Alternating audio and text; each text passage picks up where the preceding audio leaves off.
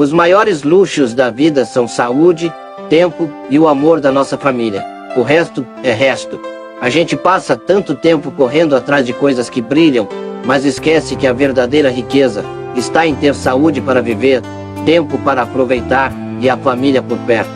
Dinheiro compra muita coisa, mas não compra a paz de estar bem, o tempo com quem a gente ama ou o carinho de quem se importa de verdade.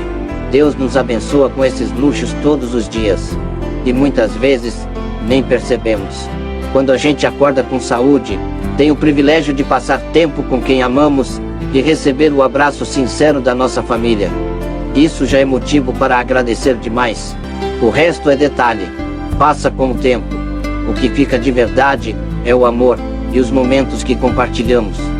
Então valorize esses presentes de Deus, porque no fim, são eles que fazem a vida valer a pena.